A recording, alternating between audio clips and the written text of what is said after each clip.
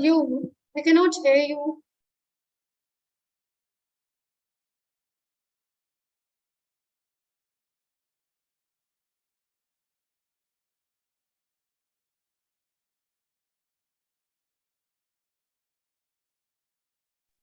Good morning, sir. No, sir, we can't hear you, sir. I can't hear you, sir.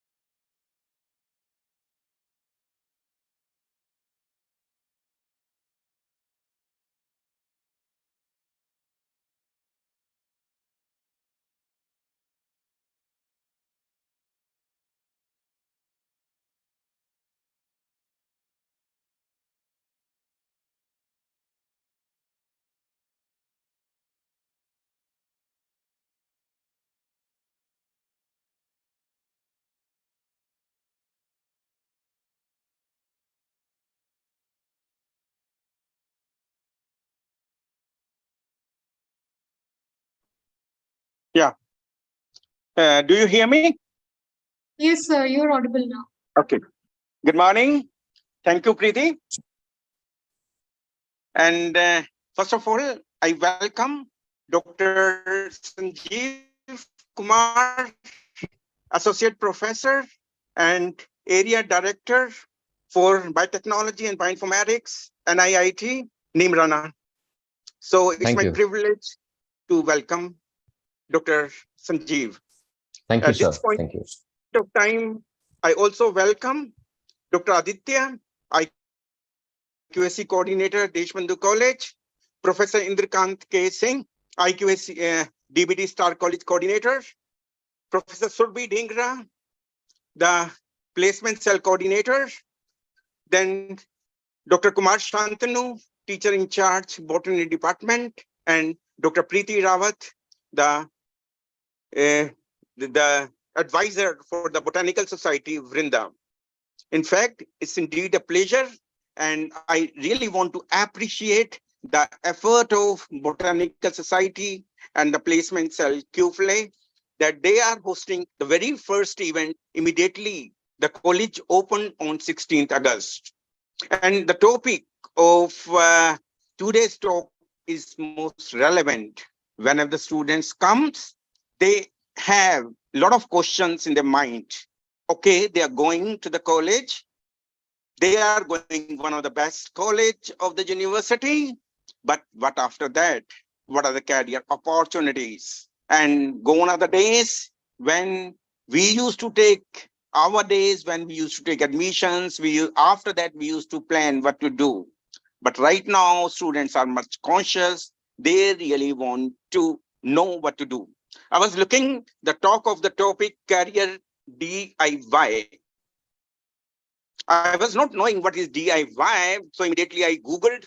We are lucky that way, and I could make out. I don't know if it is the same thing. Do it yourself. Is it the same? DIY? Yes, sir. Yes, sir. Absolutely. Oh, that's great. I was not knowing what DIY. Immediately Google. So we are blessed that way. Google is there. So what I mean to say, and since Professor Dr. Sanjeev is here, so we expect that there may be a flavor for the students of life sciences because he's a renowned biotechnologist and bioinformatics. Whenever we talk about the life sciences is really close to my heart because so much of life is there. And earlier, whenever a student used to go botany, they used to think of the plant and flowers, or they used to take zoology or life science. They used to talk something of animals, lion, tiger, or some dissections. But over the years, the concepts have changed altogether. There's so much in the life sciences. And same way, the career opportunities are tremendous. Let it be oceanography, let it be wildlife, let it be environmental science, let it be higher studies, and sky is the limit. But these days, I've seen the young generations and they are matching with our respectable, honorable Prime Minister that we should be job providers rather than job seekers. So a lot of opportunities are coming in this field that do it yourself. And these days, many of the aspects has been taken as the entrepreneurs. And in that case, the biotechnology and bioinformatics has taken a lead role. Right now, there's so many opportunities in the field of biotechnology and bioinformatics to open new vistas. Not only this, when we talk about the bioinformatics, every time we feel that we are quite advanced, but later we feel we are at infancy because there's so much. Bioinformatics, along with the data science and artificial intelligence, the sky is the limit. Earlier, we used to say million, billion, quintillion datas, and right now the amount of data is further increasing. So data is there, but to use this data in the most productive manner is still a question needs to be answered. And here it is on the research, even the lot of opportunities for the entrepreneurs. Anyway, this is what I perceive from for the today's talk, but we have expert with us, Dr. Sanjeev Kumar, and all the students would be benefited. At this point of time, I also want to appreciate the efforts of QFLE, the Placement Society, and also the Vrinda, the Botanical Society. And I was just looking the participant. Then on Saturday evening, so many students, enthusiastic students, and the faculty members are there in this group. So I can understand the choice of the topic and the importance and relevance of the topic for the 2 days talk. Thank you. Thank you, Preeti. And now we are all anxious, we are all eager to hear our respectable and respected speaker. Thank you. Thank you so much, sir, for your kind words. I would now request convener placement cell, Professor Surbhi Chingra, to address the audience. Over to you, ma'am.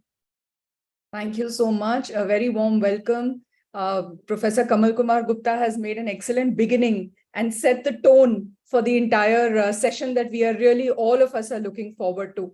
So, the moment Preeti ma'am came with this idea, I thought there were no two questions. This was something that all of our students would be interested in. And when I looked at the profile, Dr. Sanjeev, I was totally impressed with the wide area of interests that you have. So not just an academician, also corporate resource person, the alumni association, the entrepreneurship club, whatnot. And next, you move on to the Vipassana gardening. I said, okay, now here is a person who is totally at the top of things. And there couldn't be a better resource person to talk to our students. Sir, we welcome you on behalf of QFL. We are always looking out for professionals, accomplished people like you who can come and talk to our students. So over to you, and thank you so much for being with us and sparing your time for us today. It's my pleasure. Thank you so much, ma'am, for your motivating words. I would now like to invite the teacher in charge of Department of Botany, Dr. Kumar Shantanu, to address the audience. Over to you, sir. A very good morning to one and all. First of all, I would like to welcome Dr. Sanjeev Kumar sir for having agreed to address our students on such relevant topic. The popularity of this entire session can be understood with this fact that we are already full with our entire capacity of this Zoom meeting, and rest of us have joined on live streaming on YouTube and Instagram as well. This is one topic every botany student, or I would say life science student, or I would say any student of our college would be most interested in. And this was a much awaited topic. We wanted to give our students more exposed of, and I would not coming between you and the students. So welcome to you, sir, and best wishes, Dr. Preeti. Thank you, sir. Thank you, Dr. Shantanu.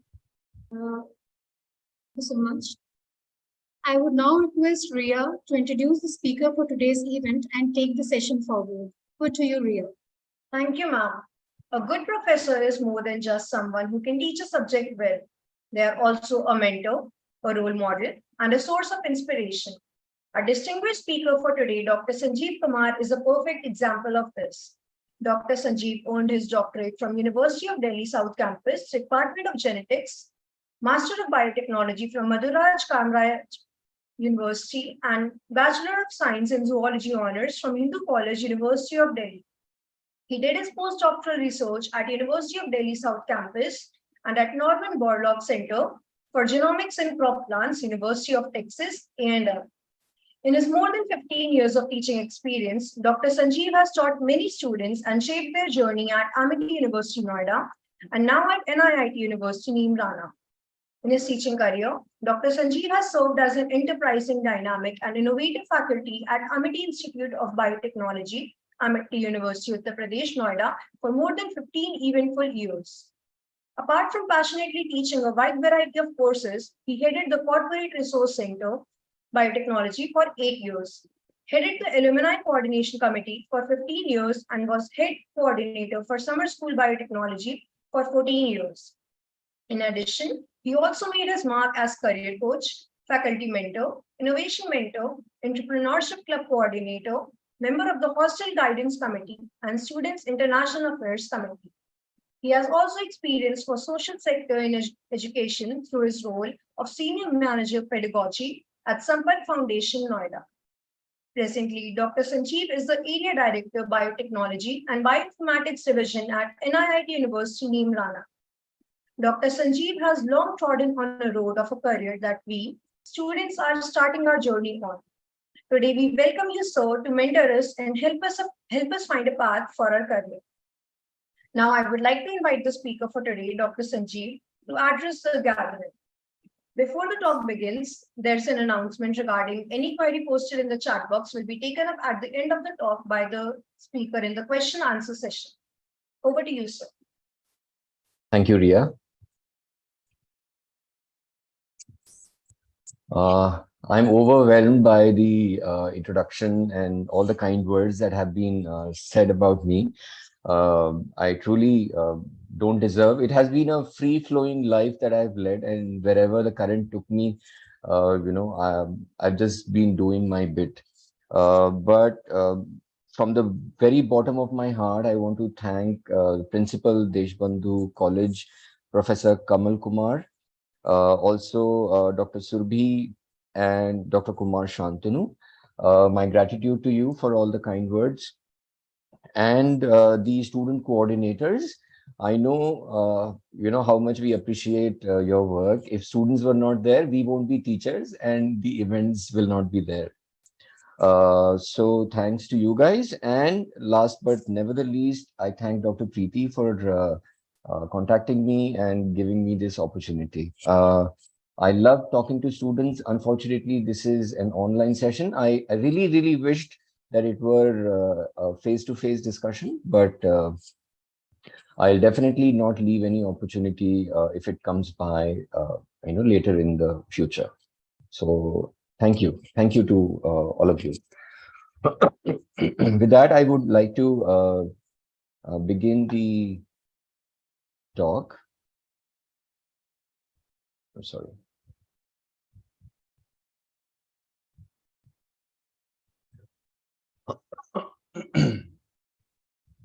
So this is career DIY, and it is, do it yourself kit. So why the topic occurred to me is, uh, all said and done, nobody is making our career. We ourselves are making it. So you can gather the tools from outside, you can gather the knowledge of how to assemble those tools, and you fit them. And sometimes whatever the instructions say, you don't, agree with those instructions, and you make something else out of it. And that is why I thought that do it yourself is, most appropriate. But Principal Sir gave it another dimension, that entrepreneurship, because it is coming up, very, becoming very popular. So DIY could give that facet also to the entire conversation today. So build your career, whether it is employment, whether it is startup, or anything else. And let me tell you right away that I'm only going to share my experience. And this experience has come from more than 17 years of interaction with the students. So all the thousands of students that, I crossed my path with, they taught me a lot of things, and they became uh, examples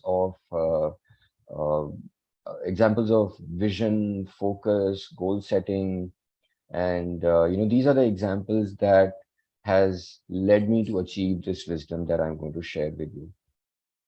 So the talk is divided into, into two broad categories. One is the outright suggestions of what all awaits you, examples of careers, industry, and job profiles that are out there for you as science graduates or postgraduates.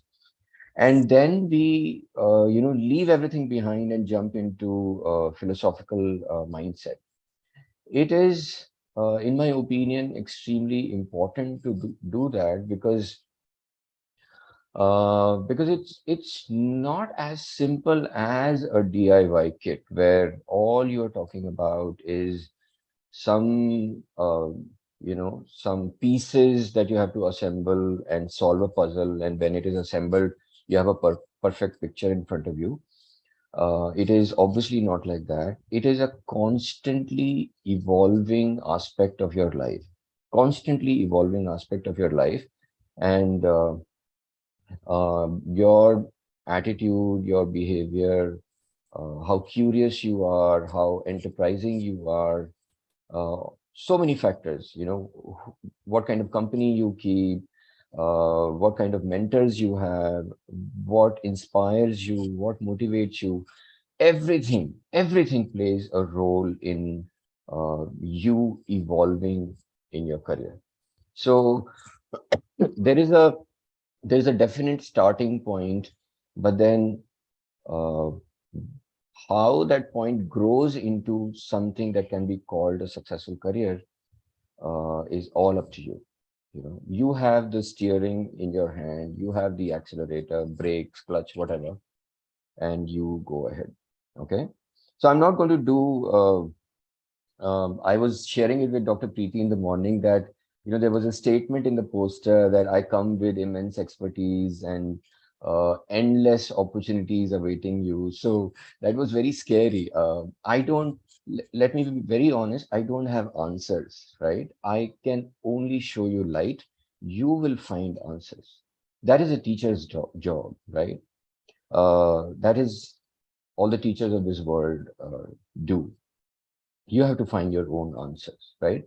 So just to prove my point, I have this slide here.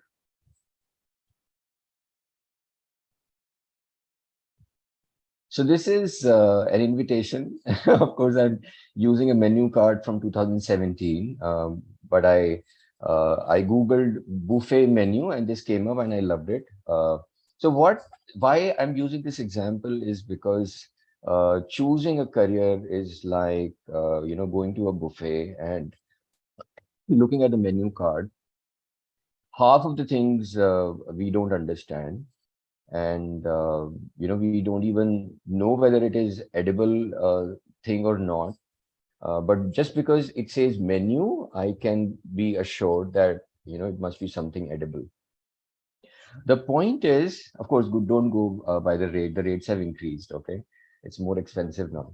The point I'm making is that when you enter a buffet, you don't fill your plate with something without knowing about that, right? So you have to be curious. You have to be enterprising. You taste a little bit of maybe everything, or a moderate quantities of things. And once you are sure that, yes, this is a perfect match for you, then you fill your plate with that particular dish, and you have a gala time and enjoy your meal.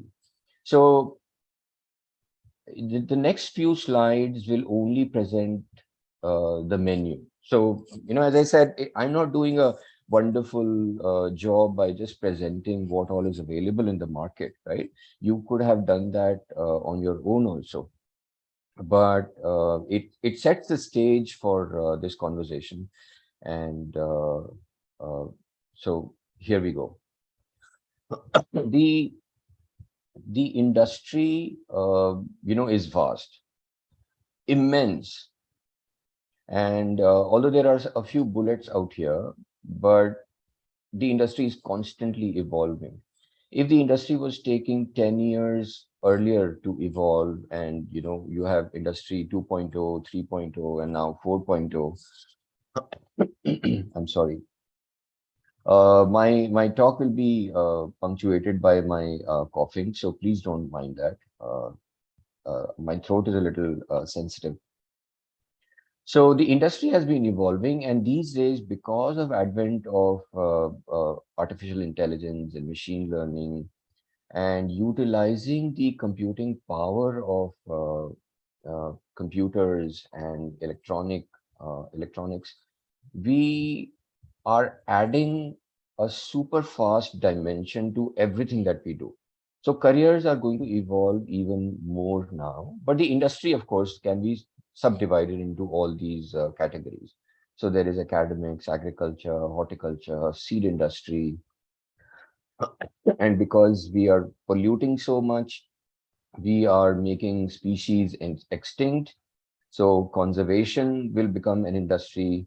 We are deep into climate crisis. Environment management will become, it already is becoming an industry. And urban farming and urban gardening. People have their drawing room farmlands, and biodiversity conservation. So these are some industries that are already striking their roots and establishing themselves and offering jobs to graduates and experts like you. Then the established further subcategories are food industry. People are, if I talk about highly revolutionary thing, people are working on 3D printed foods, right? So that we don't exploit the naturally available resources. We design the component of food in such a manner that when I print a roti out of that 3D printer, it tastes exactly like the real roti, and it looks exactly like the real roti. So people are working on that, and 3D printed meats are already in the market in some countries at a pilot stage only, but they are very much there. So this is an extreme example. Other examples are more nutritious foods, growing foods that are less, costing as far as environment goes, less exploitative, etc. Then healthcare. Once again, so many apps floating around. They function in conjunction with doctors nearby or hospitals nearby. The devices that we can wear, and those devices tell us about how my health is. The assessment is done in real time. And then, diagnosis of diseases. Personalized medicine is coming up. So there would come a time when I would walk into a hospital or a clinic, and they would not immediately diagnose me, but they would sequence my DNA and construct a very personal profile as to what is my genetic predisposition. Based on that genetic predisposition, my diagnosis will be conducted, and the best suitable medicines would be prescribed for me. This is already being done for cancer and many chronic diseases. But later on, it is going to become a norm for headache and fever, or cough and cold, or normal day-to-day ailments. Then medical and scientific devices, pharmaceuticals, nutraceuticals. So this we already know. Then some very unconventional, careers or jobs are provided by publishing industry. So there are very few, let's say I'm doing BSc Botany in Deshbandhu College, or BSc Life Sciences in a college. Usually, mostly, even myself, we would never talk about legal matters, publishing, or working in biodiversity parks. But it is up to you to get curious about, where all I can fit, right?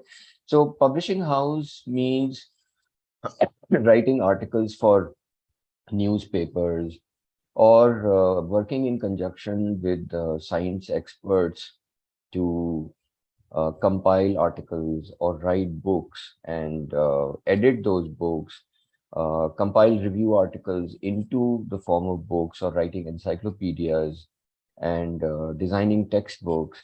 So if you have that streak of authoring a book, or writing streak, you love languages, and you love creative writing, this is the industry for you.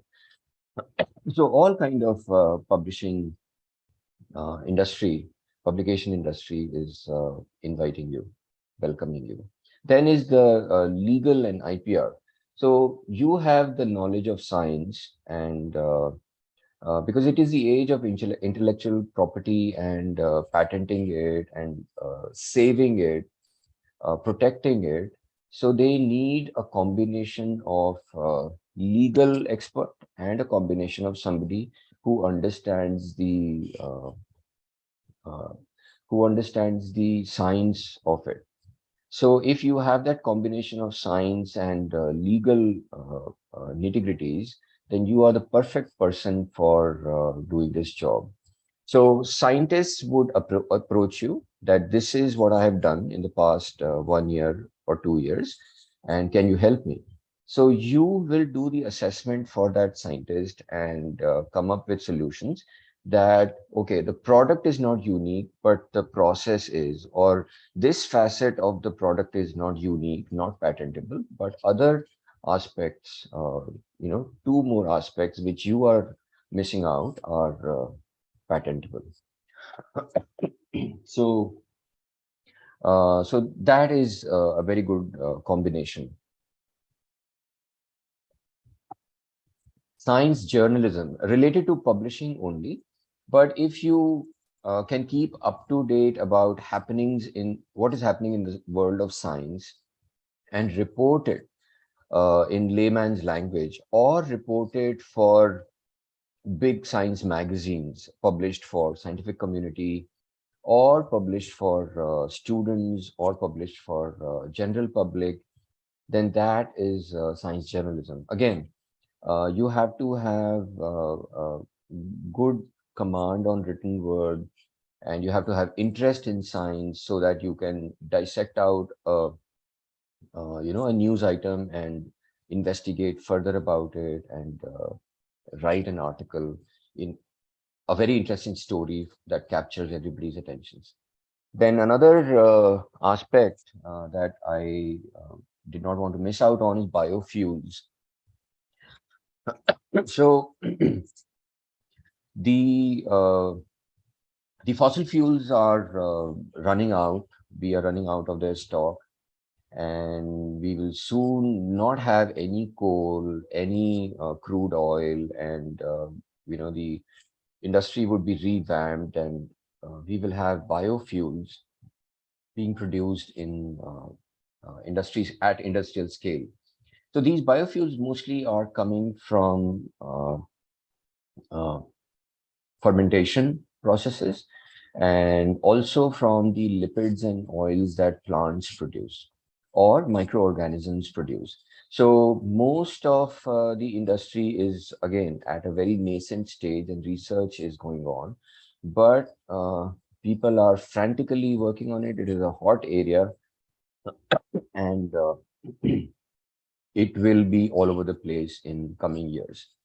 So once again, what we are talking about is industry and its needs. Industry and its needs. So these are all industry. Food industry, agriculture industry, medical and scientific device industry, publishing industry, biofuels industry, biodiversity industry. We don't know it as industry, but it will be there. Botanical gardens industry. So this example stands out on its own. I want to quote, I went to Singapore, and if you have been to that beautiful country, there is a tourist attraction where rainforest has been created within a multi-story structure. So you go inside and enjoy the rainforest. So there is mist and rain and all kinds of orchids and insectivorous plants kept there. So plant experts and somebody who has a knowledge of exactly what kind of weather these plants need, what kind of nutrition do they like, what kind of ecosystem, micro ecosystems a certain plant would require for its optimal growth. This is the expertise for establishing such a tourist attraction. So if you have that capacity, if that is your fancy, then setting up a botanical garden, and fancy ones, and getting all sorts of ecosystems in one place, I think it would become an industry one, in future. So let me again remind you, these are very few examples. If you are interested in something, consider that as industry for yourself, right? Even if it is not happening at an industrial scale, because you like it, because you are most comfortable in that. And if you are most comfortable in doing that, you will be an expert in that field, right? So it's just that going to that buffet, tasting a little bit of everything and deciding on what you like best, right? Industry and its needs. But once you join this industry, what kind of job profiles will you get? That is the next choice. So I'm telling you that go to seed industry, but then what do I do in the seed industry? So here is a, sorry, I don't know how to hide this. Anyway.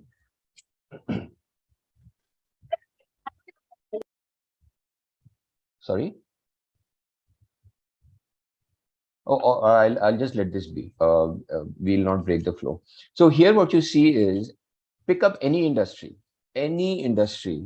around you. It will have the science and the business both working together. So here is a duck for some and a rabbit for others, but they are both in the same picture. There is a rabbit in this picture and there is a duck in this picture. They are part of the same single unit. So what you see is what is your fancy.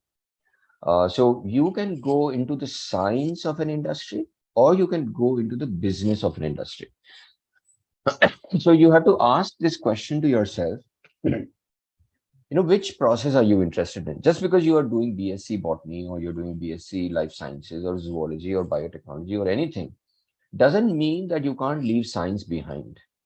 You are not getting married to botany or getting married to biotechnology, and that you can't leave it, and it's, that you're break somebody's heart or anything. Nothing like that. You will be doing justice to yourself. So being a scientist, if I suddenly get interested in business, I will set up a company. I will not work in the lab, but I will make others work in the lab because I understand the science, I understand the business, and now set it up, right? So based on that, every industry will have the research and development aspect, right? So if you choose to pursue the science of an industry, science of botany, science of zoology, science of life sciences, or biotechnology, there will be a research and development position for you, and you will work as a scientist, research officer, or any designation in the R&D sector. Okay. In the business sector, the business part of it, here are some profiles. So researcher is on top. Now, don't how should I put it? If you don't understand exactly what researchers do, don't worry about it, right? If you don't understand what application scientists do, not a point of concern. I'm just telling you that if you are interested in science, there are profiles. If you're interested in business, there are profiles for you. So a researcher carries out experiments, discussions, reads papers, writes articles, analyzes data, etc., day in and day out. Okay.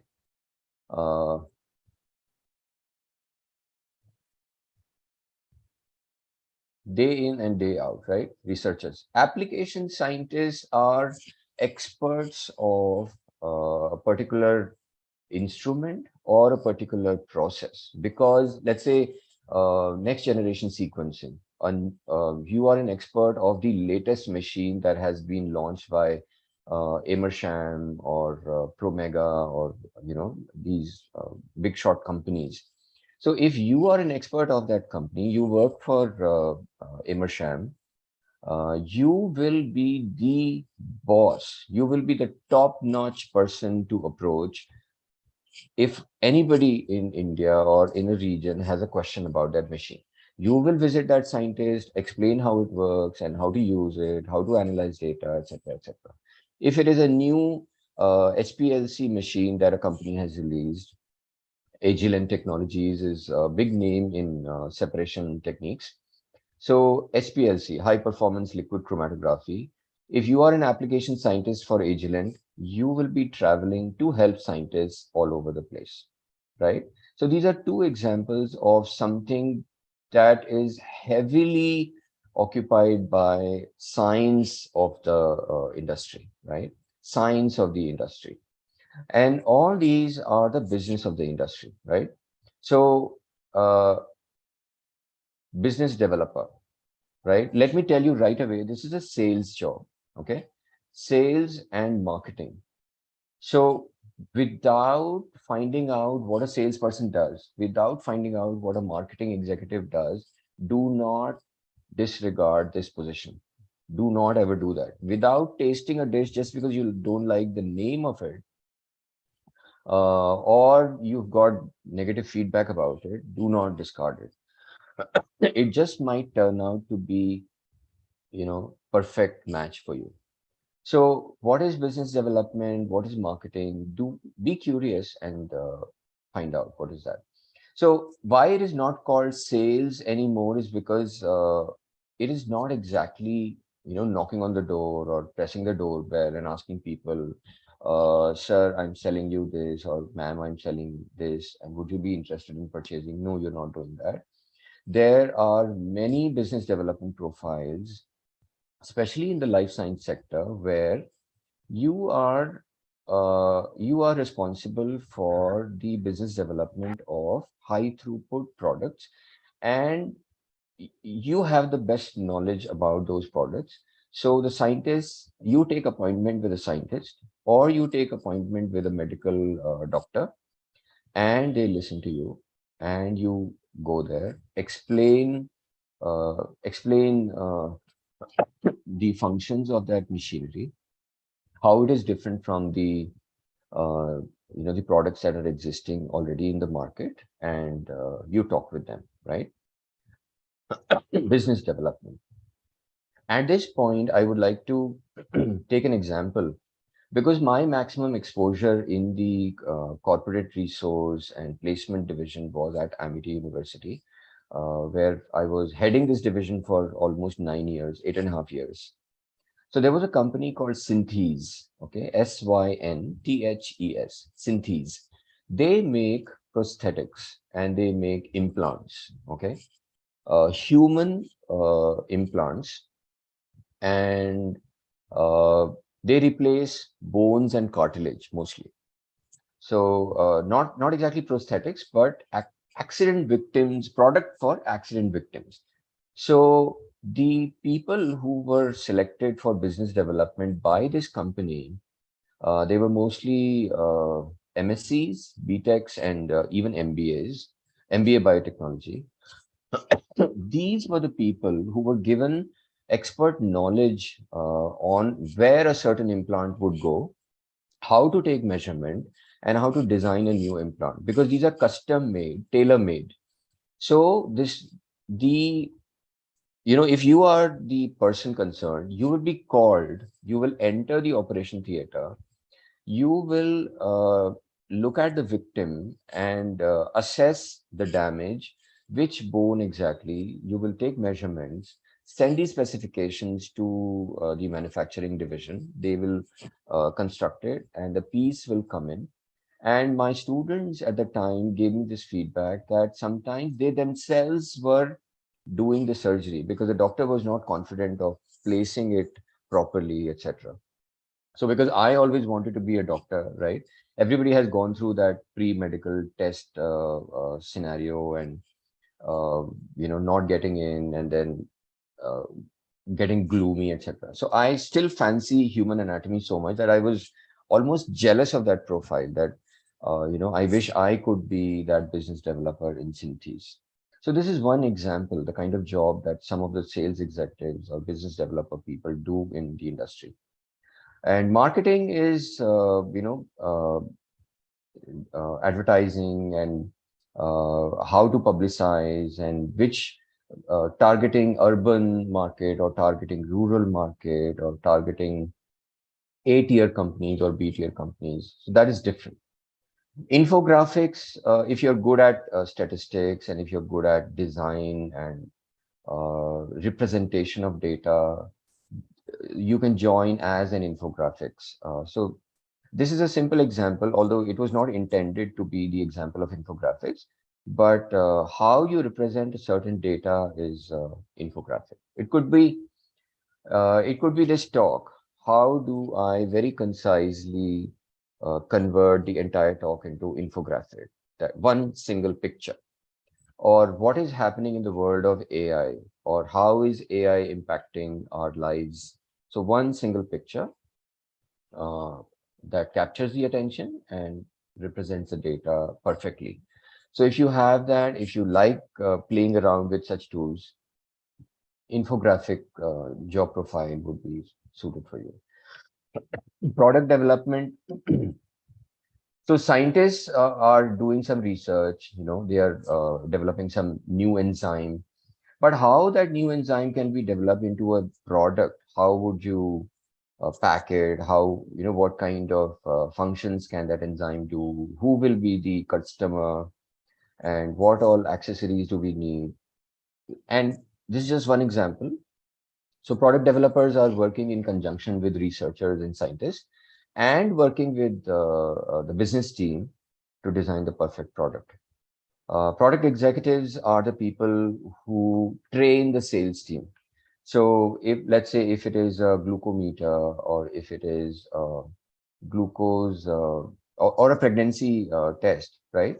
So the sales team would be given the training and told about what is the principle on which the test works on, what is inside the the dipstick that is part of the kit, etc.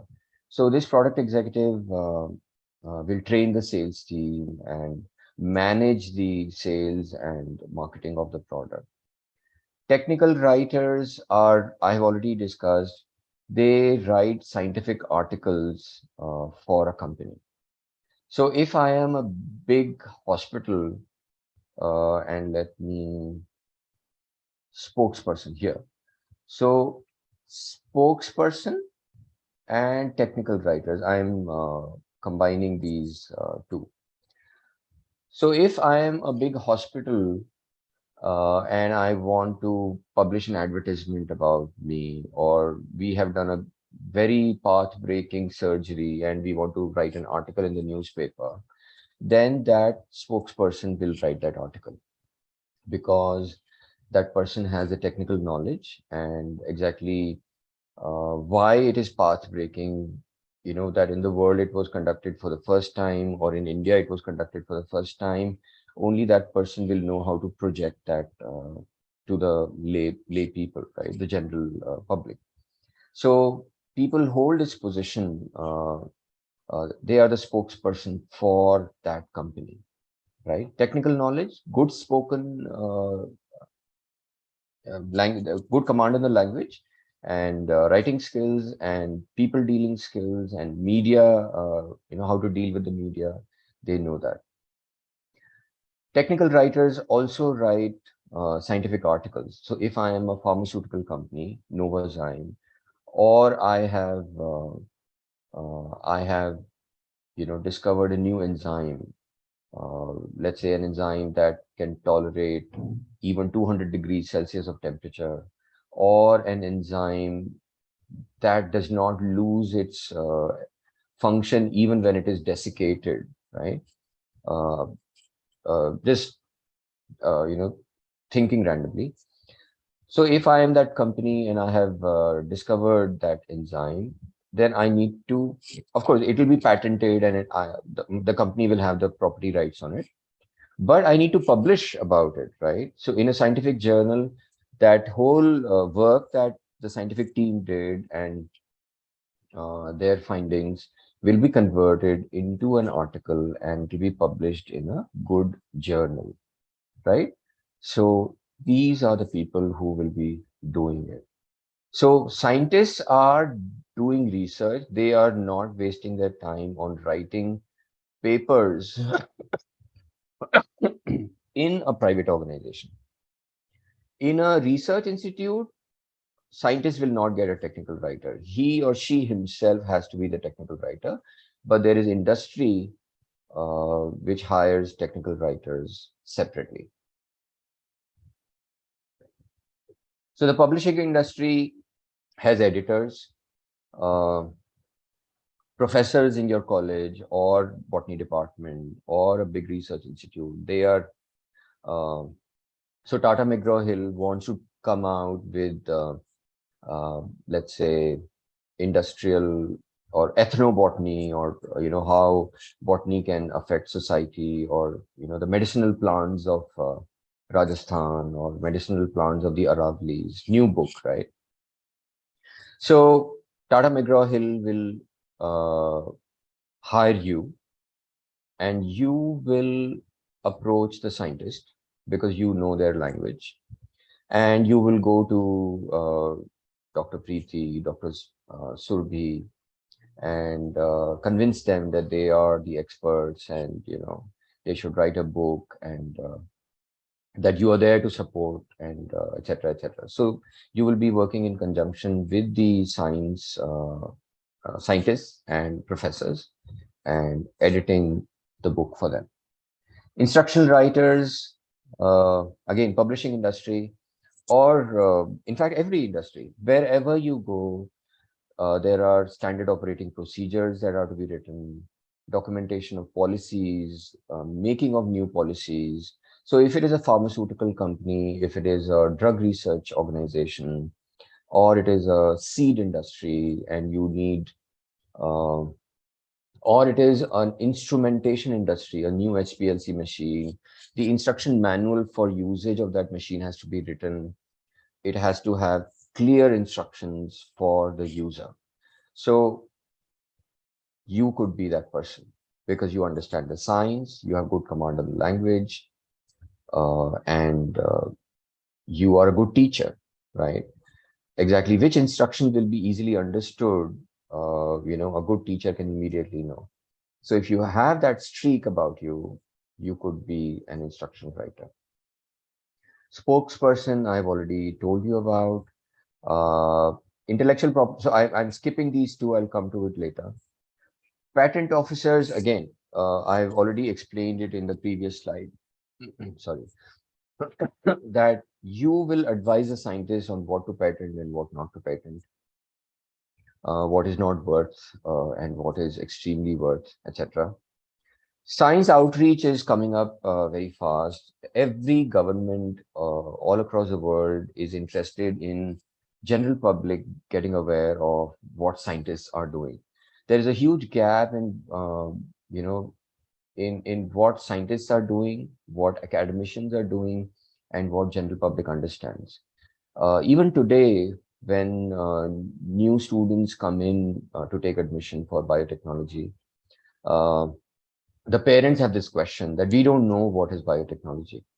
And they say, careers pata nahi isme utne achhe hain ki nahi, and because it is a new science, and we have to tell them that no, it is not new science, it is very old and it is well established. It's just that you don't know about it, and the media is not writing too much about it. About computer science and AI, the newspapers are filled with news and some advertisement or some random cartoon and anything and everything. But about biotechnology, no. During COVID, people were talking about it, but those were anxious times, and what the science of biotech, life science, etc., or drug discovery is, that was kind of missed out even then. So these people would go out there or plan activities, plan events, design strategy as to what can be done for the societal involvement in the science goals of a community, of a city, of a country. So you are the people who will be the bridge between a company or an institution or a government office. Many government jobs are offered on contractual basis, and you get projects and you work on them. Now, coming to market analysts and market researchers, this is the best suited job in the business side of industry. What these people do is that they study markets, right? So let's say I am a drug company and I'm going to release something for headache, a new medicine for headache, and I will ask you, I will give you the data that this is my product, and I'm planning to release it in metro cities of India, and tell me if my decision is correct or not. So you will have a team, of course. Initially, when you join, you will be at the very entry level position. So instructions will be given to you that what all data you need to collect. You will be sitting in an office on a computer system, Googling and collecting data and arranging, collating data and analyzing it. You will find out which all drugs already exist in the market, what is their price, who purchases them, and how frequently are they bought, what was the sales figure in the past few years, and has it been consistent sale or does it dip down a lot, etc. Feedback if it is available, etc., etc. So it is a thinking job and analytical job, and very interesting. I mean, the profile sounded very interesting to me. Not that other profiles are not interesting. Uh, so what you will do is you will prepare your analysis, outcome of the analysis, and share it with me. I am the drug company. Then I will look at that analysis and redesign my strategy that, okay, urban markets are not ready for my product. Semi-urban or rural markets would be the best for me based on the data that your company has provided me. So it is a very good profile which requires analytical thinking, data analysis, data gathering, surveys, designing questionnaires, and internet searching, web searching, etc. Right? Once again, these are not all. This is just probably tip of an iceberg, and there is, I think what I should say is that it is constantly evolving, constantly evolving. So uh, the opportunities are immense that way.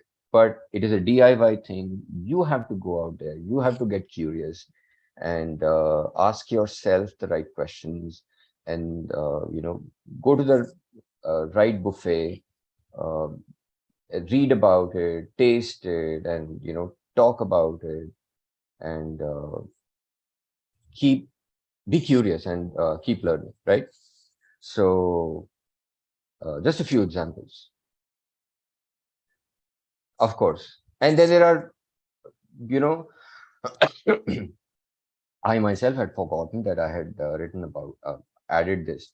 So these are tangential careers, okay, on a tangent, but it is related to science. So if you have a good sense of humor, if you can see what others don't see in a certain event, you could be a cartoonist. If you have that sketching skill, or representing an event into a funny uh, uh, in a funny way, you are that person. So science magazines, newspapers, journals, and newsletters, you could be it. And science fiction writers. So when let's say if I decide to write a story, I can write it easily because I know a lot about life science and biotechnology, bioinformatics, etc. But I'm not a good writer, so I will not be able to write a good story. So if you're a writer and you also have the knowledge of science, you could write science fiction. So, you have to force yourself to think on a tangent, to leave the conventional boundaries, break those boundaries, and just for a moment, even, right? Don't restrict yourself to conventions. Don't restrict yourself to orthodox thinking, and your decision, where you think you are heading, maybe it is the best decision of your life. They say sometimes opposite of the good idea is also a good idea, right? It's a very interesting statement. And yeah, so let's move ahead. Now I'm beginning, the philosophical aspect of it, right? What is career? You have to answer this question. And why do you need a career, right?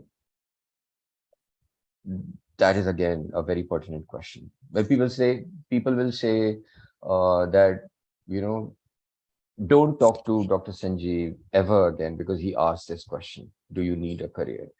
Parents will immediately probably hate me that, oh my God, why are you even asking this question? We need money, and we need prestige, and we need a position in the society. Yes, we all want that. We need it. But do not ever ask for the assurance that if I do this, I move towards success. Tell me right now what should be my next step, that I will only succeed and not fail ever. So I'm not saying that I have all the answers. I'm only saying that you should ask the right questions that get you thinking about things, right? Uh, it's very difficult for me not to um, go left and right, but I promise I'll try that. Most of the times we are comparing ourselves with our classmates, our neighbors, our cousins, and or if I'm not comparing, my parents will compare, or my neighbors will compare, and that comparison hurts, and it puts unnecessary pressure on me, and I lose my free will, right? I lose my free will, and I start damaging my personality. So that is what I have come to. I mean, the conclusion that I've come to. Let me tell you, not, I mean, thankfully, I became a teacher, and I love teaching, and I love interacting with students. But initially, the journey started by me wanting to become a doctor because I fancied anatomy and human anatomy on top of that, and I was good in biology, etc., etc. But then, if somebody had pointed it out to me that you could also be good in languages, something related to languages, or you could be an artist, because I have that in me. I could have been an artist, but I did not discover it because of social pressure, peer pressure, family pressure, call it whatever. So you are young, you have the time, you can utilize this for, treating as a buffet, not as your final decision. Okay. These decisions are not final ever. Trust me. And people have done that. Here, I don't know if you've seen this movie, Into the Wild. Yeah. Into the Wild. This is an extreme example of somebody who did not want a career. And I love this quote where he said that I think careers are a 20th century invention and I don't want one. And truly, I mean, if you look at what people were doing 150 years ago, they did not have careers. Mendel was working for the church, I think, and he became a genetist. We call him father of genetics, right? And most of the biologists were initially chemists, and they played around with chemicals, etc. So there was no career as such, right? So don't get too inspired by this movie, but also remember that nobody will give you the assurance of, this is the DIY kit. If you follow the instructions step by step, you will reach or you will construct a successful career. No. You will have to work on it. You will have to evolve it slowly.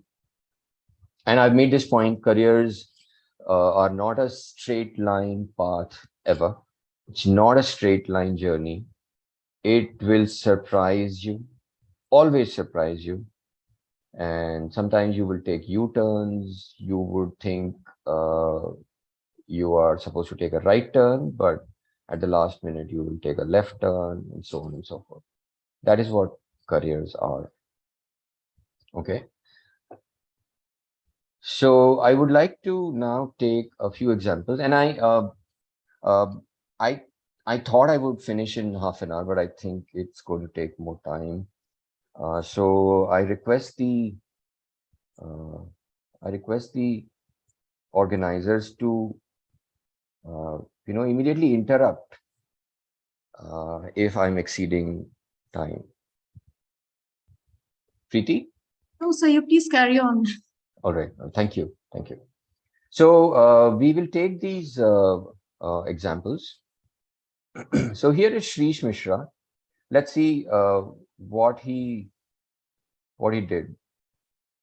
Education, right? Amity University. So as I said, they taught me, and they gave me faith, and they gave me assurance that everything is fine. right? The way things are happening, it is the best possible thing that could happen. Amity University, Bachelor of Technology, 2009 passing batch. He did MBA later on, but then he did it in 2012, right? After 2009, he joined B. Brown. He joined B. Brown Medical, right? As territory sales executive in August 2009, salesperson, very good conversationist and good with words, and territory sales executive, therapy specialist, team leader by 2012. Then key account manager. He changed company. Now he was working in Siemens. Key account manager, business development manager, assistant vice president, business development, 10 years down the line, May 2019. Assistant vice president and head business development. And now he's vice president business development in Tech Mahindra. Shrish Mishra. Here he is. He did not know that he would be vice president in Tech Mahindra. But when I show you this profile to you, that this is how success is achieved, and this is a path you should, follow, etc. This is only going to increase your anxiety, and you would keep asking, am I doing the right thing? I hope I've not taken the wrong decision. And, am I performing well, etc., etc. But the point I'm making by showing you this profile is that everything turns out okay. Everything is all right. If Shrish Mishra could do it, you would also be able to do it. I'm not saying become a vice president someday, and if you don't become vice president, you will break my heart, or you will not be living up to my expectations. No, you will love your career if you just let things happen to you. Okay. One interesting story about Shrish Mishra is, and okay, as an alumni, he speaks so well, and his career was,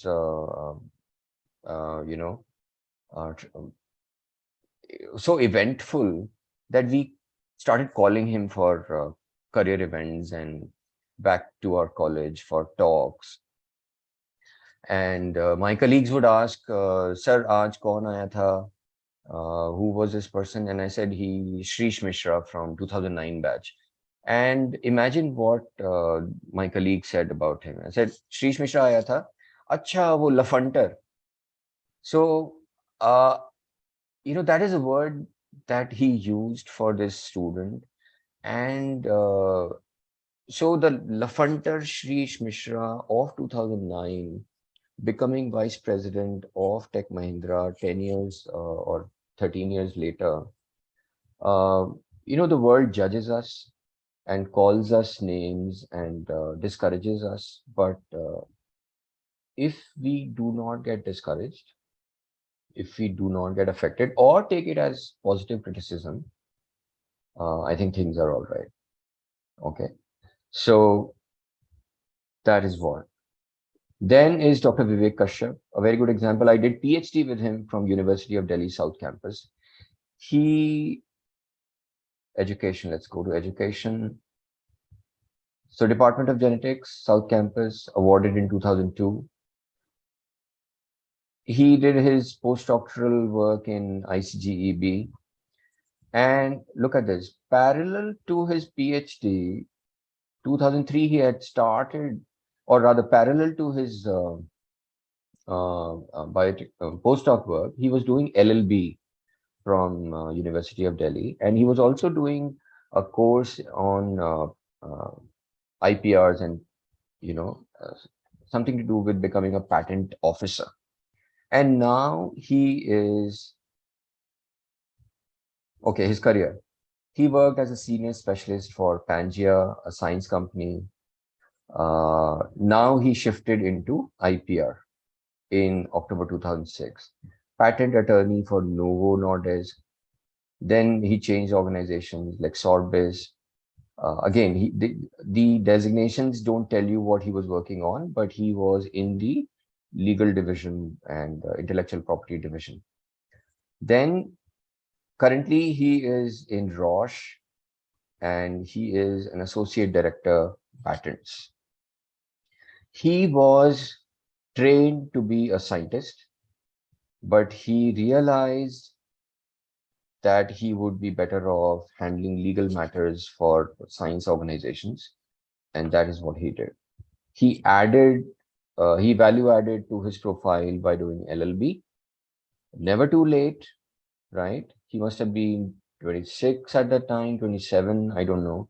But he still took that difficult decision of doing LLB and changing tracks, or rather turning it into a deadly combination of PhD in life sciences and LLB, law, okay? Deadly combination. Dr. Vivek Kashyap for you. Vishal Gupta, again from Amity University. He is, let's go to education. He is Bachelor of Science in Industrial Microbiology, 2006 graduate. Amity University Master in Biotechnology. MSc students think that they would be a scientist one day. They soon realize that they can't, they don't like reading too much about science. So he became a product specialist. In 2008, he got a job in the business development with Imperial Life Science. And he did well. Soon he became territory sales manager. Within 1 year's time, promoted. And then he joined Biorad, a very big name, key account manager, customer consultant, senior customer consultant. And so in a few years' time, then he shifted to publishing. Elsevier is a publishing house, international publishing house, and he shifted into publishing. Now he is posted in London as a senior customer consultant for UK and Ireland. I'm sure global clients also, come to him. So he did not know in 2008, 2009 that he would be working for Elsevier. And even if he had paid me $1 billion to tell me what he would be one day, I would not have told him because I did not know. But he had been doing his job well during all these years and honing his skills, learning new skills, and becoming a better person. And here he is, Vishal Gupta. Kanish Gupta, again, I think Kanish and Vishal were classmates, MSc Biotechnology. Yes, 2008 MSc.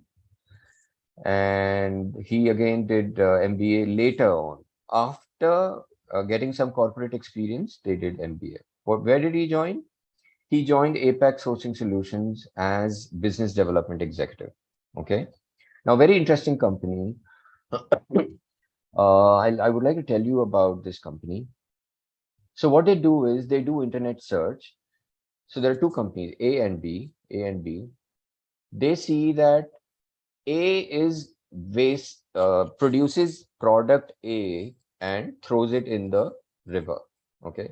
Discards it, product A. Company B purchases that same thing from another company at a very high cost. So what I will do as Kanish Gupta, I will convince A to not throw it, but sell it to somebody I know. And this person is convinced. I go to this company and say, do not purchase it from where you're purchasing it from now. I have a person who can sell it for a lower cost. So then MOUs are signed, contracts are signed, I get my fees and I make the two meet each other. So the waste of this company is now the starting product of this company, and everybody is happy.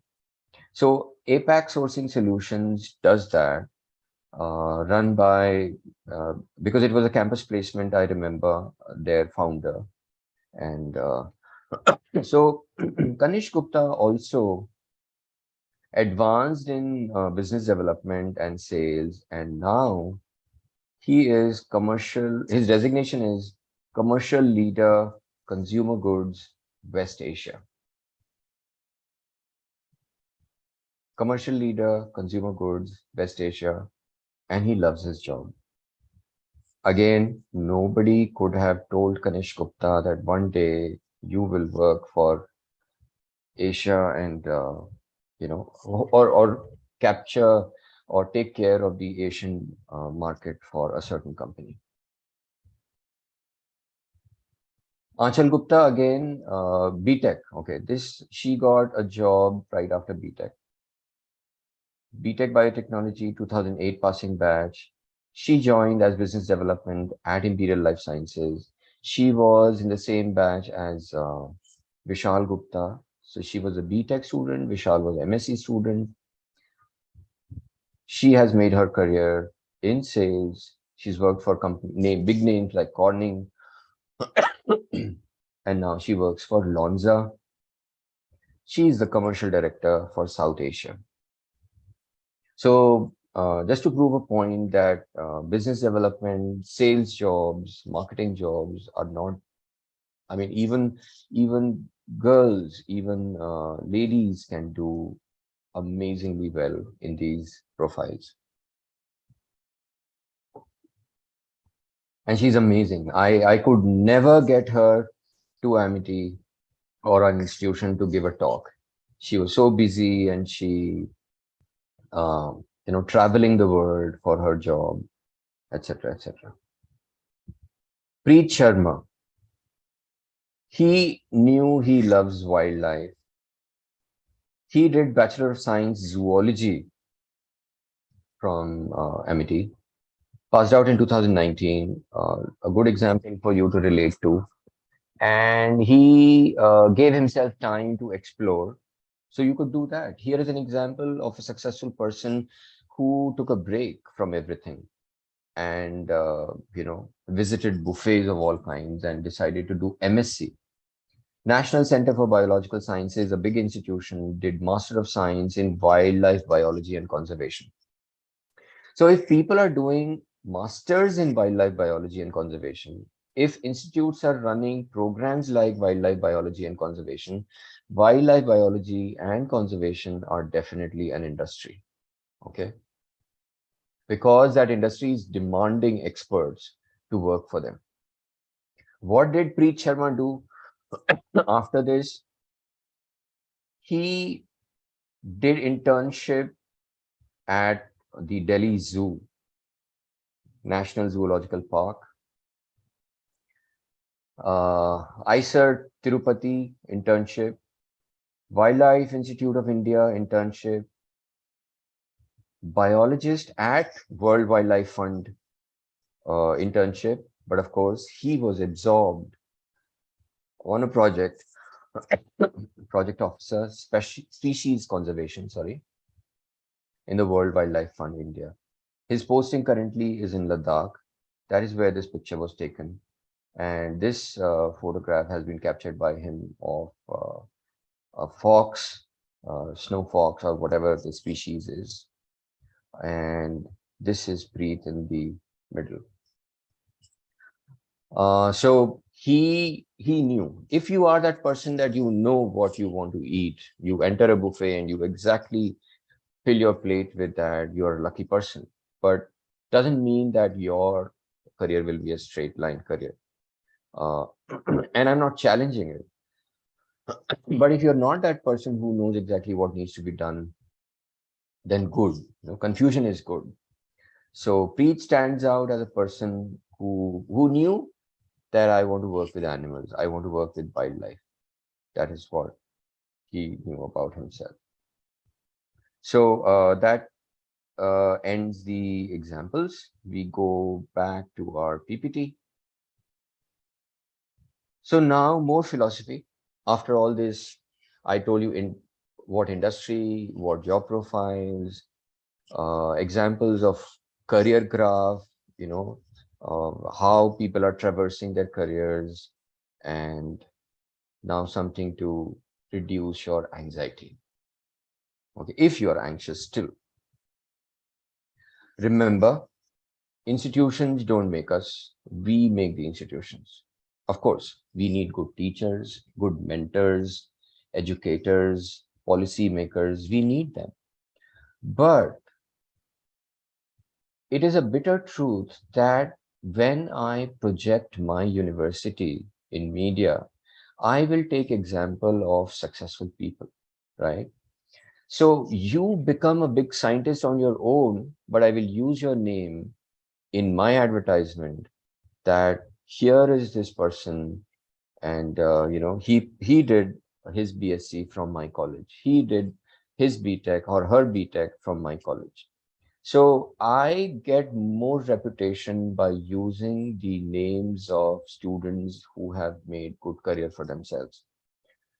So that is why I make this strong statement that institutions don't make us, we make the institutions. So there was, I don't know whether I should state this, but one girl wanted to participate in Miss India contest and she got shortlisted, but she was not being given leave, right? They said that if you miss classes, we will mark you absent and you will be debarred from examination. She said, fine, I will live with that. I'm going. She went and she was among the top 10 finalists of Miss India some year. And once she reached that top 10, uh, she was given presents for all the classes. Her photographs started appearing in the prospectus of the college and company institution. And she, recorded a video for publicity of the university, etc. So this reverse engineering of let students become successful and then we will use them. It happens, okay? But all said and done, institutions are also made by good teachers, good mentors, good leadership, and good mentors, okay? You cannot just have anybody and everybody calling themselves teachers, okay? If the value is there, we have to extract that value and consider it DIY, right? It's all in your control. If I'm a good teacher, but if you're not utilizing my abilities and expertise, it's your fault, not mine.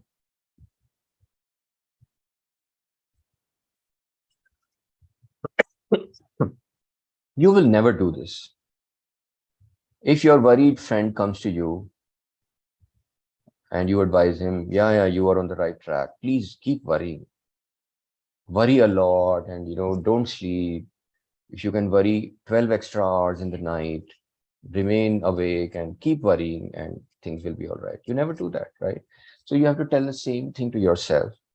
There is no point in worrying about career or, what will I do and where will I be?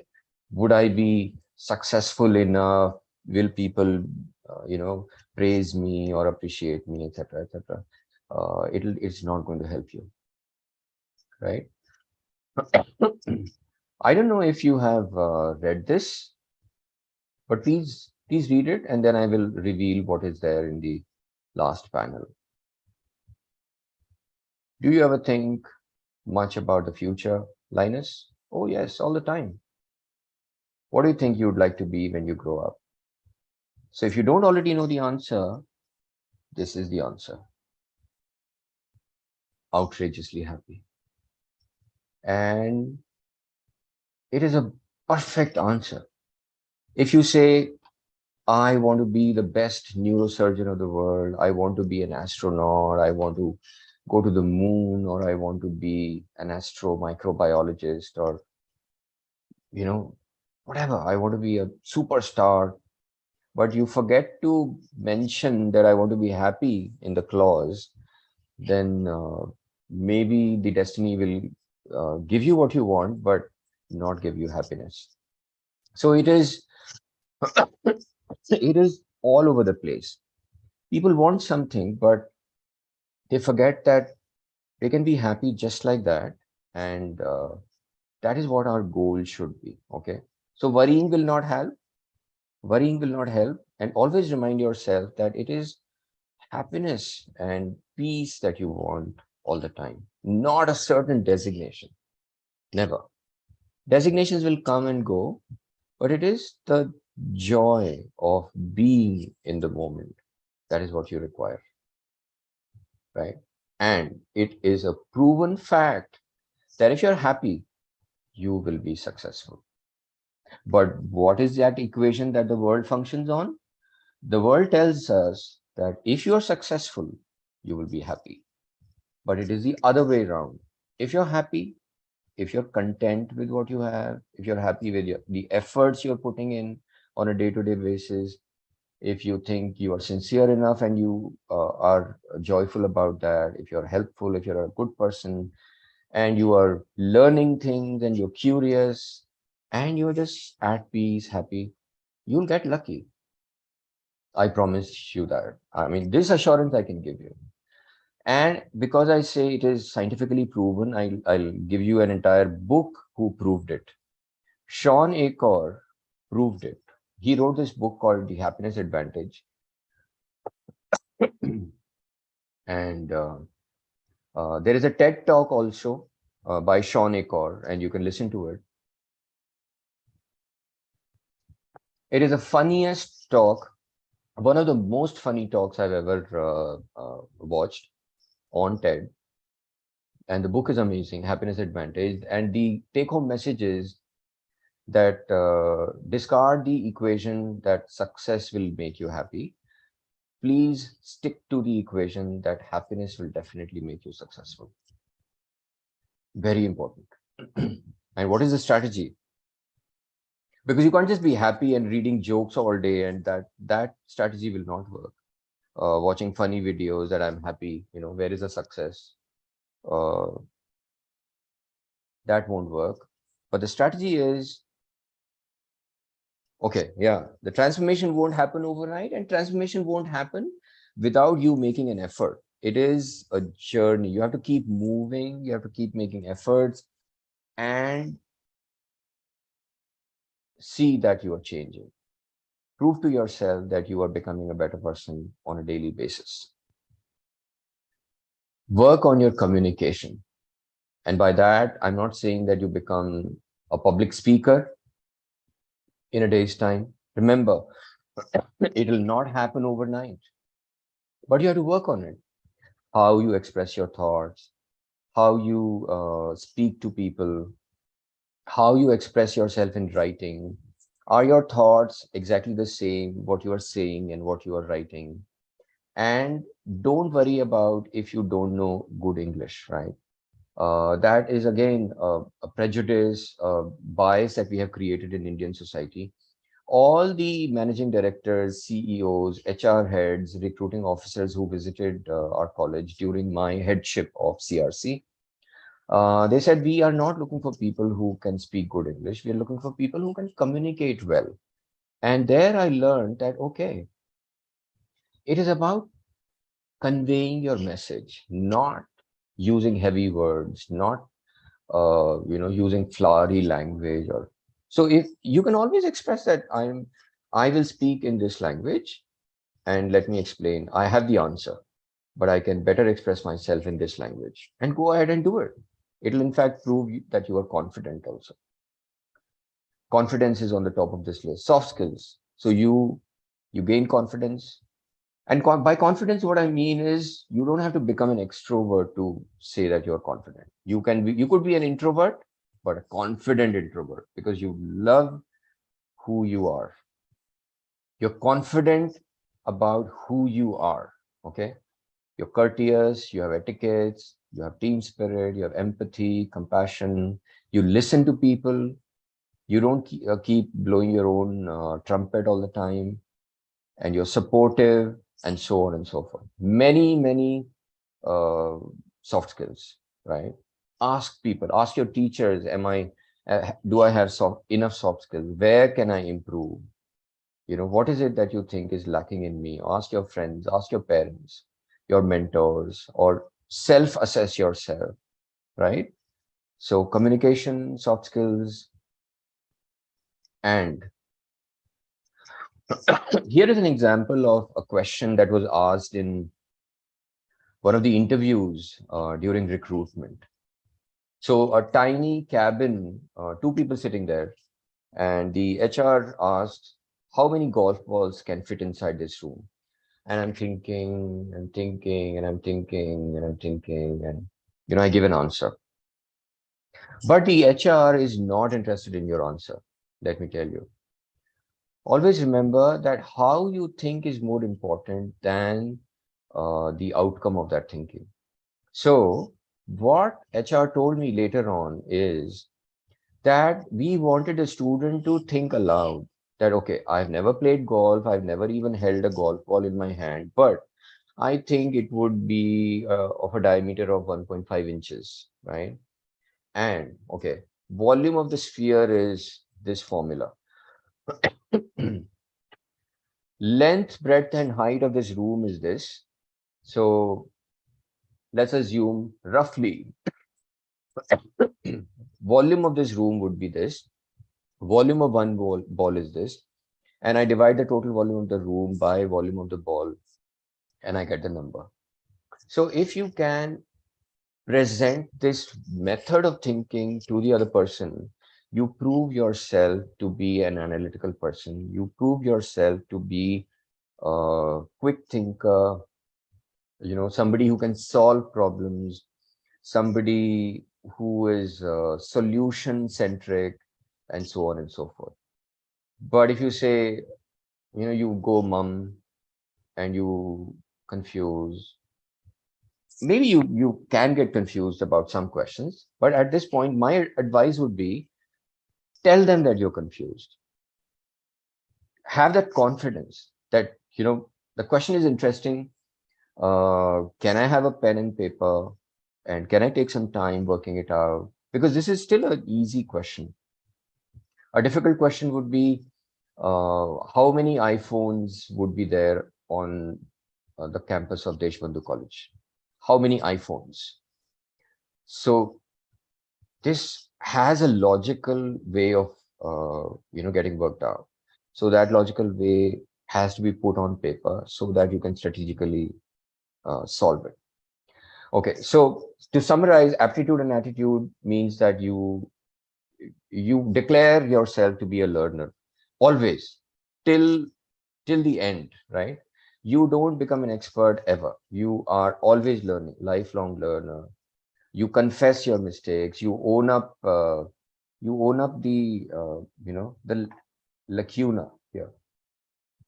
You own up what you lack in you. You're a critical thinker. You are an out-of-box thinker. For example, some people will ask you literal puzzles, and they will. And in fact, I'm not quoting these examples because I'm preparing you for interviews. I'm quoting these examples because you have to become that person on a daily basis. Analyze situations and think of out-of-the-box solutions for the challenges that you face on a daily basis. Like opposite of an idea can also be a wonderful idea. So one riddle is, how many eggs can be put in an empty basket, right? So you remind me that I have to give answer for this question, but if you have the answer, don't post it anywhere right now. How many eggs can you put inside an empty basket? Please don't Google the answer, because you will be depriving yourself of the learning process. You will be depriving yourself of the learning process of becoming a critical and lateral thinker. So soft skills, aptitude and attitude, communication, confidence, this is what you have to work on. Of course, technical knowledge. So focus on the task and let everything else just be. So if you are a BSc student right now, if you're attending, a botany class, some subject, pay attention, because that is your task. In the moment, you're doing experiments, do the experiment, don't get distracted. If you're talking to your teacher, focus on that. If you're talking to your parents, focus on that. If you're watching a movie, focus on that, right? Focus on the task, let everything else just be. And with that, I thank everybody for patient listening. I've been going on and on. And I wish you all the very best for your entire future. Thank you very much.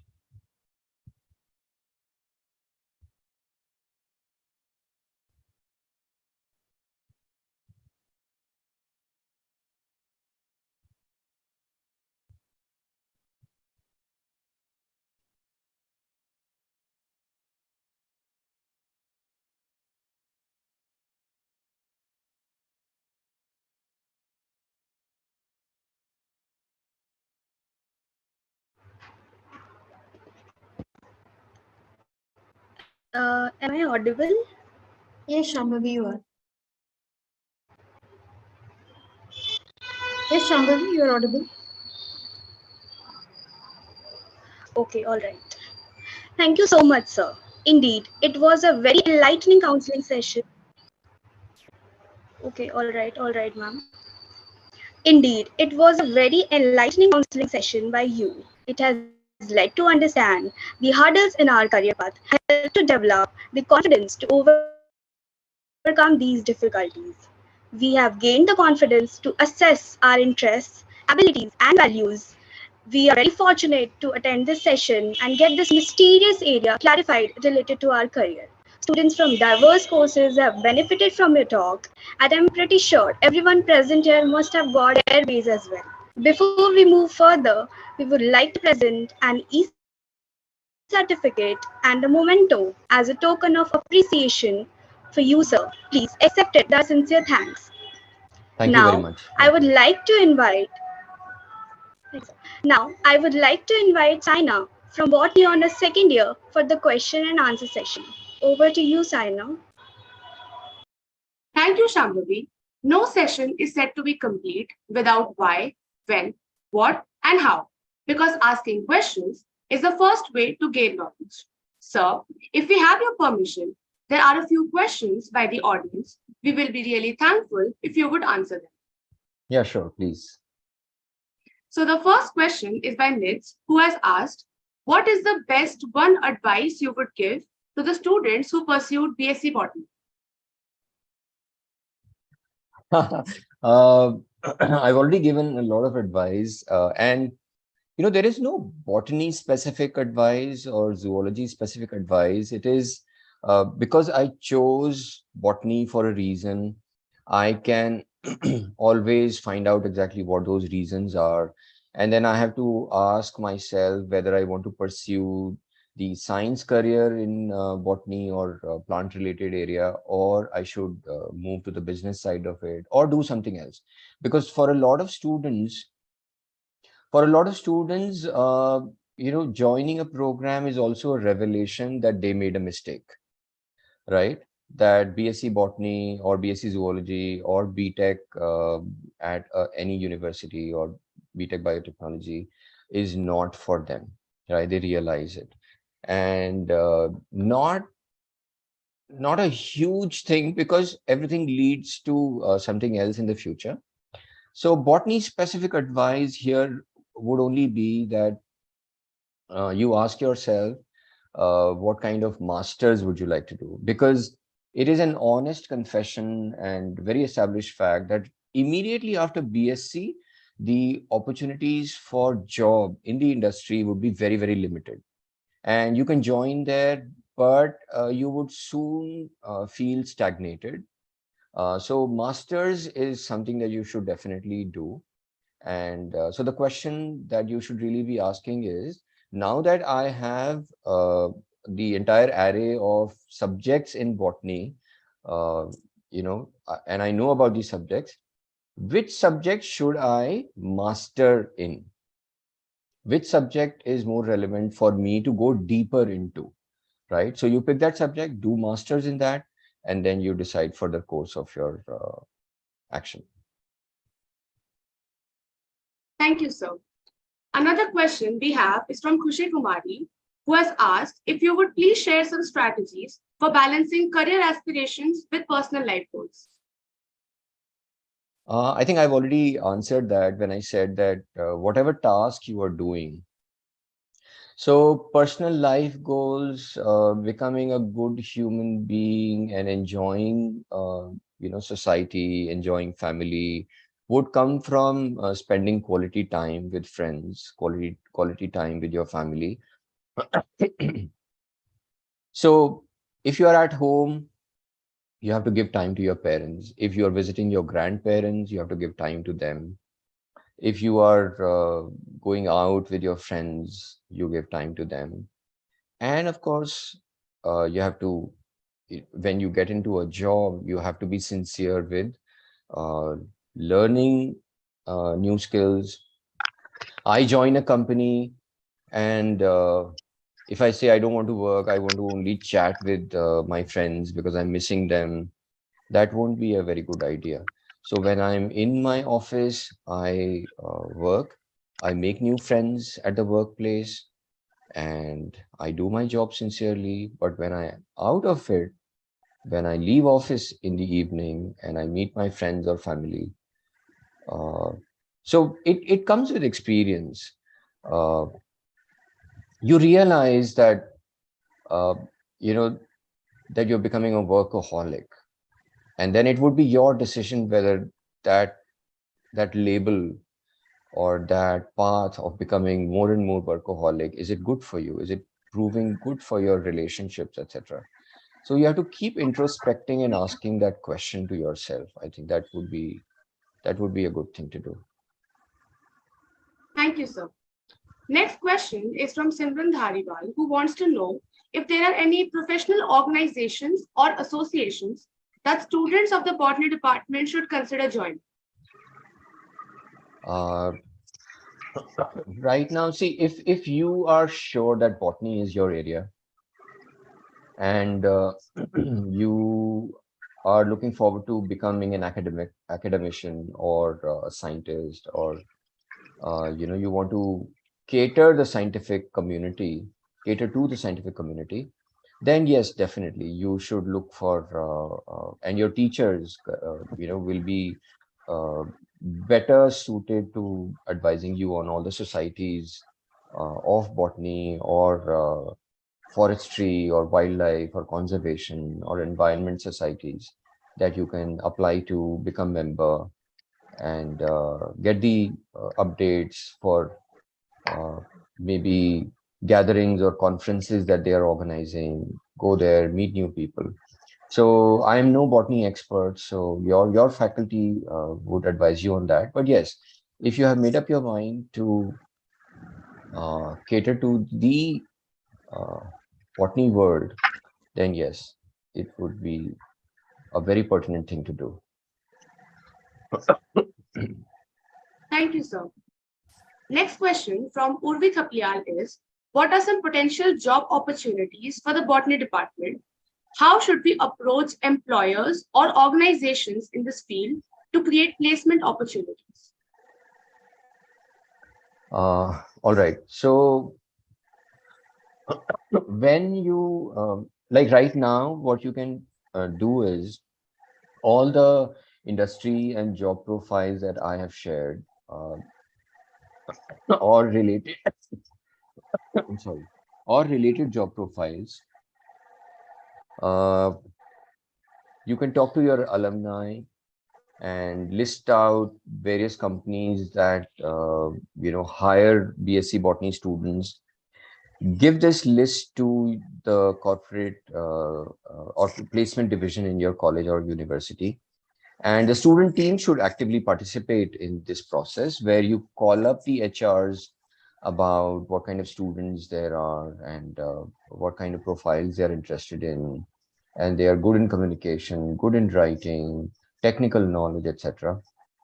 And invite those organizations to your campus for interaction.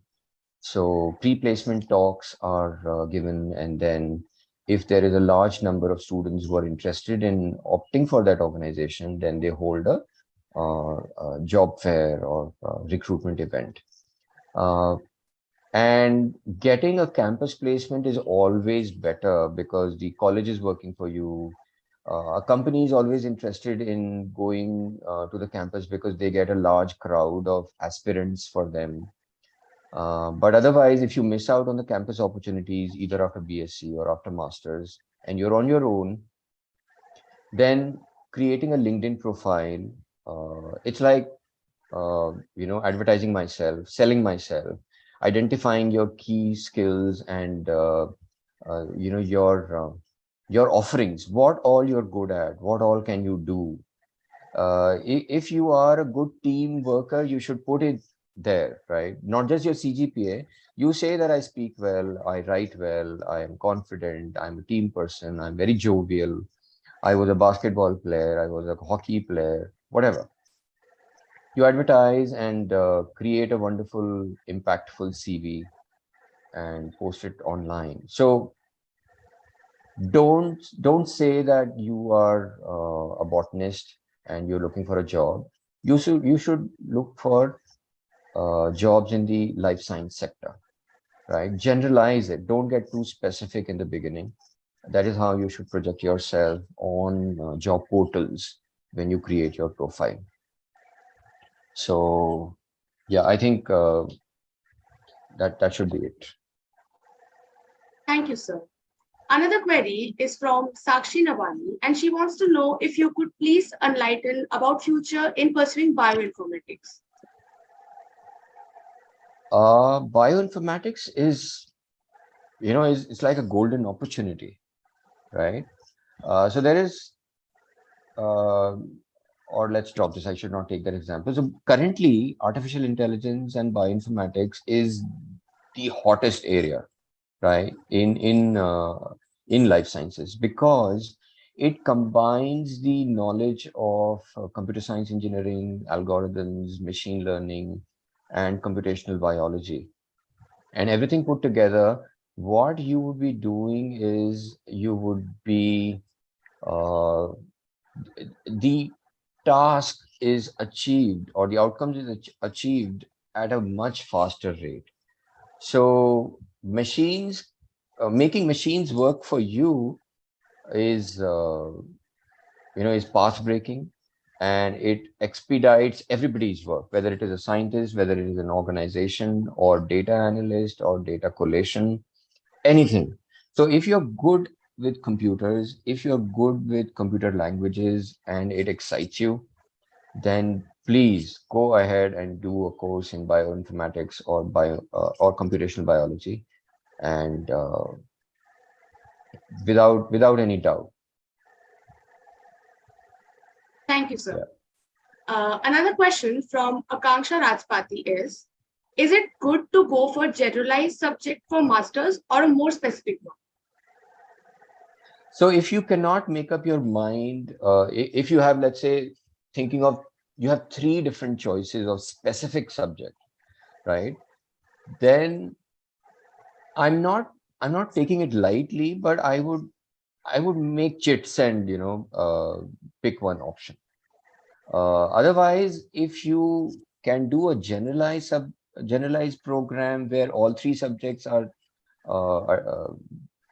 part of it, then you can do that. So if you have MSc immunology or MSc molecular biology or MSc cancer biology or MSc in personalized medicine, and you're interested in all of them, while there is a master's program in advanced disease research or something, some fancy name, then why not do a general master's? Because that will give you exposure to all the specific subjects.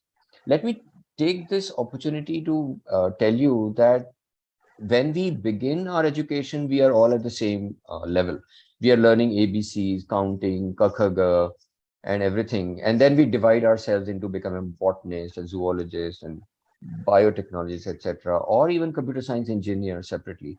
But as we rise up, we again start merging into each other, because these fields are utilizing each other's expertise, and computer science is asking biotechnologists how should they design a new device, or how should they write the new software, uh, create a new software for a medical device or an instrument.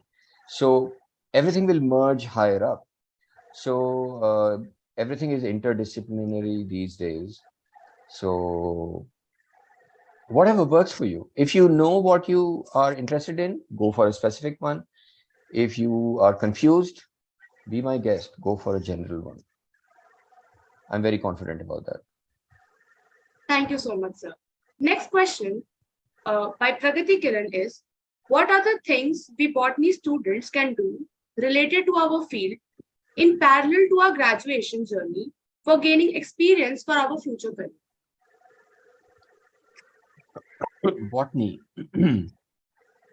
I think related to that, if you can get into some kind of internship, you'll have to explore, because I don't have specific answers. Let me tell you, you'll have to explore. Let's say you join a lab in agricultural university, IARI or some other agricultural institute, and you are there learning new techniques for 2 months or 3 months. Or if there are opportunities in had this been a Western country or Singapore, because those examples are standing out in my head, those rainforest attraction. There are internships that those organizations also provide, because you will be helping in the upkeep of those facilities, and you will learn how the technicalities are maintained, how the plants are fed, what is the watering system, and etc., etc. So, and I remember now that there is a field called hydroponics. So how hydroponics industry is coming up, you can, let's say, approach a hydroponics company that are making cherry tomatoes or baby corns for you through hydroponics, or some leafy vegetable. You join them for internship, learn what is hydroponics, how is the raw material purchase, what do they do, what is the system, how is it controlled through a software. Expose yourself to anything and everything, and gain experience of wide variety of things happening in the industry. So it all depends on what you're interested in, approaching them, and convincing them to hire you for a short while. So opportunities are everywhere, right? Thank you, sir. Next question from Ilma is, what are some new and effective habits to add in our today's lifestyle as a second-year student to improve our career? Oh my God. I see there are so many habits that even I want to improve, and I want to get rid of. For example, I can't get up early. I want to do yoga and I want to meditate every morning, but I'm not able to do all the time. But then you have to ask yourself, what is it that you should add in your daily routine? Maybe it is running, jogging, or good eating habits, or reading. That maybe you're not reading enough. Maybe you're not managing your time enough. Maybe you're sleeping a lot. Maybe you're spending, maybe you're spending too much time on screens. Your screen time is a lot.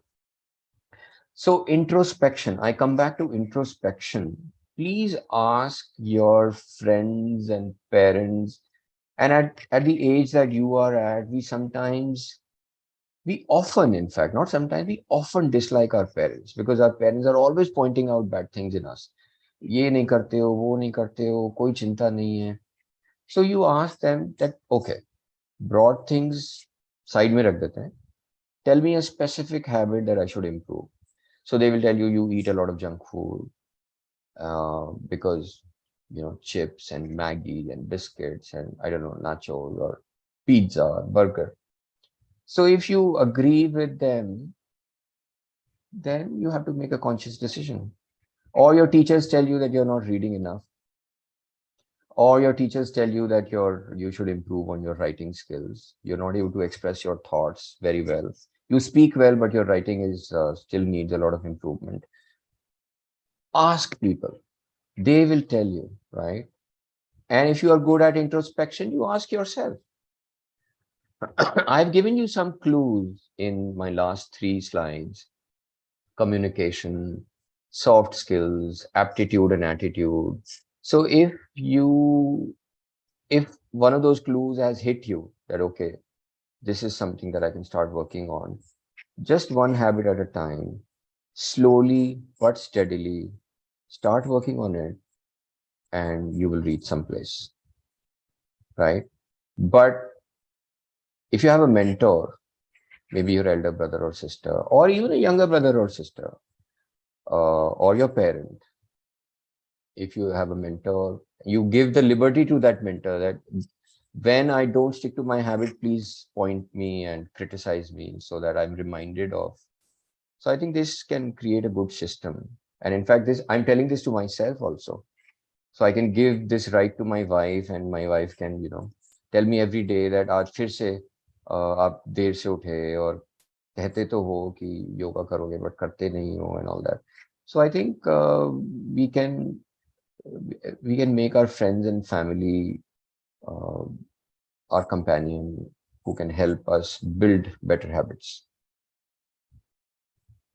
Thank you, sir, for enlightening us.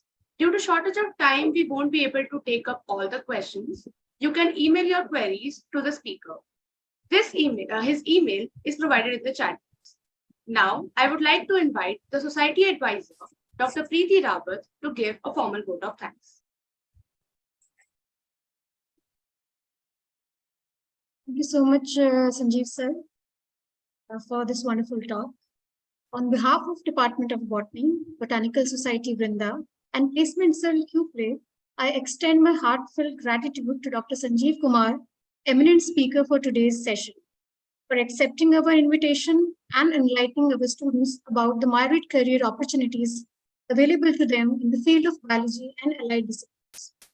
I'm sure that after listening to your talk, many young minds in the audience have become more aware and motivated to pursue their journey towards a brighter and more fulfilling future.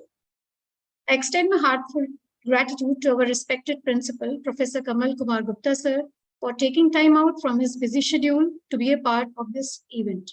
Sir, I thank you once again for accepting our invitation and gracing the occasion with your presence. I'm extremely thankful to the Placement Cell convener, Professor Surbhi Dhingra. This event would not have been possible without her guidance and support. Ma'am, your positivity is infectious and you always motivate everyone to do their best. I also extend my heartfelt thanks to our teacher in charge, Dr. Kumar Shantanu, for his help and support in organizing today's event. Furthermore, I also thank all my colleagues from Department of Botany for extending their help in organizing today's event. I thank our IQAC coordinator, Dr. Aditya Saxena, and DBT Star College Scheme coordinator, Dr. Indrakant K. Singh, for their encouragement and support. I thank the faculty members from different departments who have joined us in today's event. I also thank Dr. Monica Bajaj for her help in technical support. Last but not the least, I would like to thank all the student volunteers of Botanical Society Vrinda who have worked tirelessly in making today's event a success. Finally, I thank all the participants who joined us today. I would now request the participants to turn on their camera for a group photograph.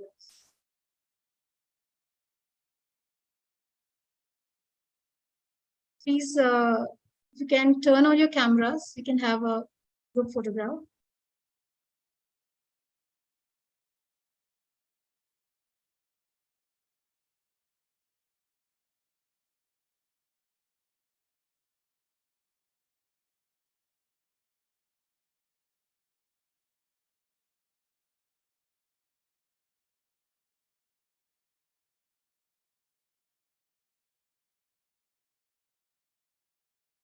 Once again, a big thank you and dhanyavad to everyone present today. Namaskar. Thank you. Thank you, everybody. Thank you so much.